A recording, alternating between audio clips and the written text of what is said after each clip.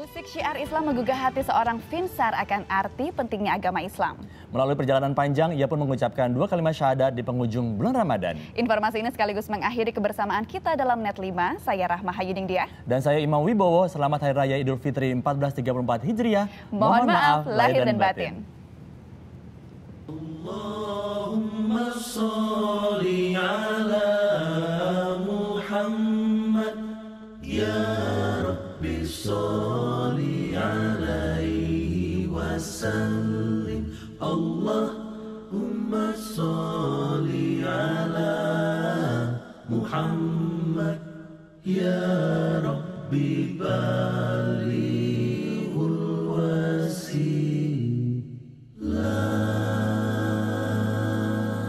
Allahumma sholli wa sallim. Senada, grup Nasyid Satu ini adalah salah satu yang populer di tanah air. Di antara anggotanya terselip sosok Vinsar Hadipraba. Penampilannya kini sangat islami.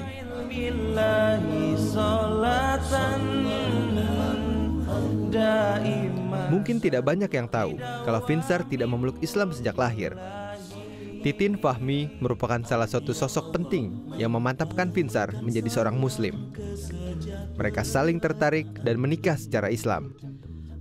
Tapi mungkin karena kita sudah merasa cocok, nyaman gitu loh. Aku bilang, kenapa kita nggak jalanin aja? Toh ya namanya cinta, kasih sayang itu semua datang dari Tuhan gitu loh. Mungkin ya memang jalannya seperti ini. Toh kita merasa sama-sama cocok, sama-sama nyaman, ya udah coba jalanin.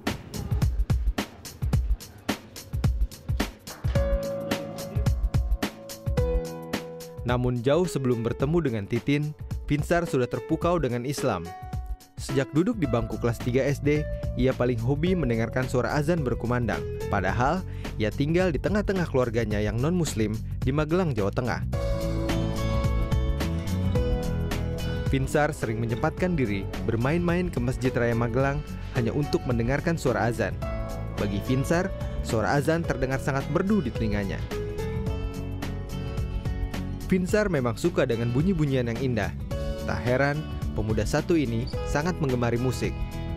Saat tinggal di Riau, Vinsar sempat mempelajari musik. Ia bahkan dipercaya menjadi pengajar vokal untuk kelompok paduan suara. Meski hatinya terhibur karena musik, namun jauh di hati kecilnya, Vinsar merasa kosong. Kekosongan itu terus berlanjut sampai ketika ia telah lulus menjadi seorang sarjana. Di Jakarta, Vinsar bekerja di salah satu restoran cepat saji di kawasan Pondok Indah, Jakarta Selatan. Di tempatnya bekerja ini, Vinsar mendapatkan pengalaman rohani secara tidak langsung dari rekan-rekan kerjanya. Ada perasaan iri ketika melihat teman-temannya bisa menjalankan ibadah 5 waktu di tengah-tengah kesibukan mereka bekerja. Vinsar merasa ingin bisa seperti mereka, beribadah dengan total sebagai seorang hamba kepada penciptanya. Iri gitu ngelihat karyawan-karyawan di restoran fast food itu, mereka masih bisa sholat walaupun mereka kerja sesibuk apa gitu. Saya tahu banget kerja keras mereka seperti apa. Tapi kenapa saya nggak sempat ya? Sabtu Minggu saya dihajar closing. Saya dari Sabtu saya masuk sore itu jam 7, pulang jam 8 pagi. Berikutnya lagi hari Minggunya sore lagi, pulang lagi pagi. Ya kapan saya beribadah ya?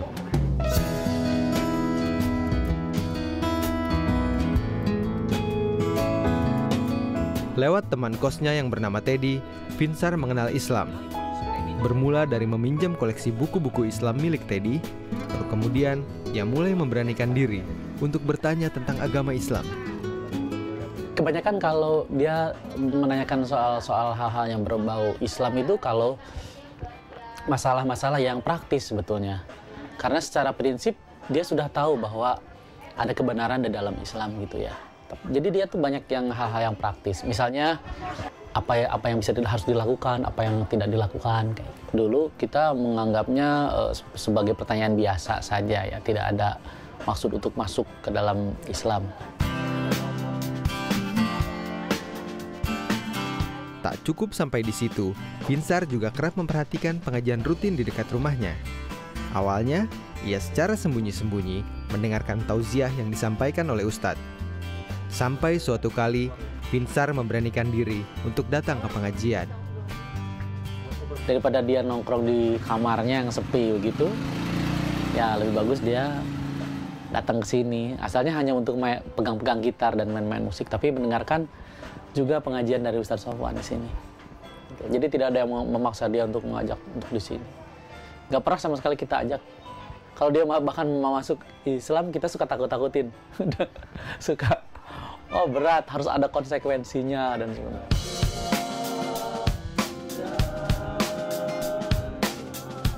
Keyakinan Pinsar untuk memeluk agama Islam semakin memuncak kala mendengarkan kelompok nasyid senada tampil.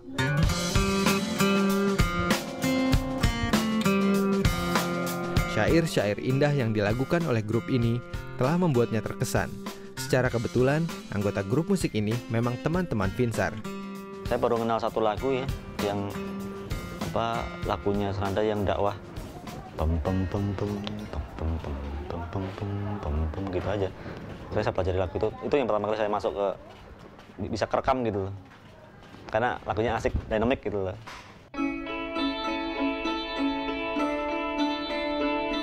Keyakinan itu semakin mantap setelah pertemuan Pinsar dengan Titin yang kini menjadi istrinya.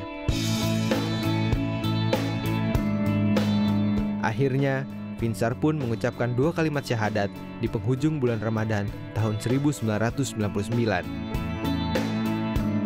Saya ingat sekali, saya tuh terharu sekali ya. Saya sampai meneteskan air mata. Waktu itu saya udah mulai terakhir kerja dan mau pulang ke kampung. Tiba-tiba Ihsan mengutarakan keinginannya untuk masuk Islam. Saya pikir ini jangan ditunda-tunda. Kalau nggak salah, saya kasih peci.